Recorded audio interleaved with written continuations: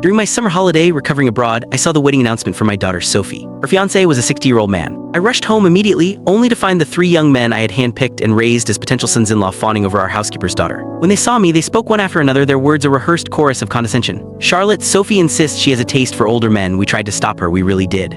But don't you worry, after Sophie is married off, we'll take good care of all the Shaw family businesses for you. And as for Rosalind, we'll respect whoever she chooses to marry. The most important thing is that she produces a worthy heir for the Shaw family to continue the legacy." I looked at my own daughter Sophie standing silently beside them, her eyes dull and lifeless, a chilling numbness etched onto her face. A tremor of pure rage shook my body. These little pretenders, these would-be sons-in-law, thought they could steal everything from my daughter. They were living in a fantasy.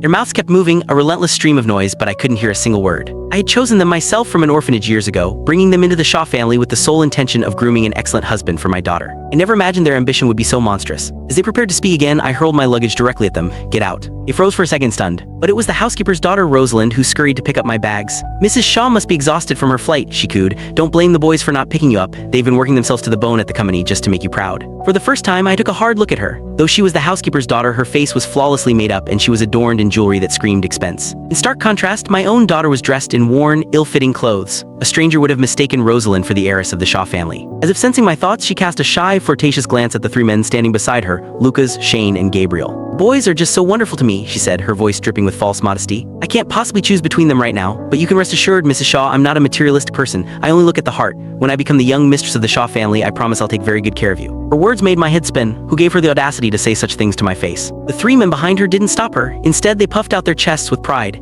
In that moment, I understood. Perhaps I had been too subtle in my intentions, leading them to believe they were being groomed as heirs to the Shaw fortune itself. But even so, that was no excuse for tormenting my daughter. I took a deep breath, took Sophie's hand, and turned to Rosalind. "I don't care if you're looking at their hearts or their wallets. The affairs of a low-class servant are of no interest to me." Rosalind's eyes widened in disbelief, then quickly filled with tears. Did I do something to upset you, Mrs. Shaw?" Lucas was the first to react, stepping in front of Rosalind protectively. "Charlotte, don't talk to Roz like that. Look at the stray puppies in the yard. She rescued every one of them. A person that kind couldn't possibly have a malicious bone in her body." My heart sank. I yanked up my daughter's sleeve. Just as I feared, her arm was covered in an angry, red rash, swollen and raw in places, with scratches that looked like they'd been reopened countless times, some even oozing pus. I pointed a shaking finger at Lucas, my voice trembling with fury. "This is how you take care of her. Don't you know Sophie is allergic to dog fur?" Ian immediately pulled Sophie away from me. "Sophie, tell your mother, since when are you allergic to dogs? How could you lie to her like that?" He then turned to me, his face a mask of false concern. "Charlotte, you have no idea. Sophie's constantly bullying Roz. When you were away, she'd order Roz around, even faking sickness to make Roz take care of her all night. She does it all out of jealousy because she can't stand us being good to Roz. So all these marks on her body, she did them to herself for attention." I almost laughed. I carried this child for 10 months. I knew her better than my own heart. He thought he knew her better than me. I was about to take Sophie to the hospital, but Gabriel blocked our path.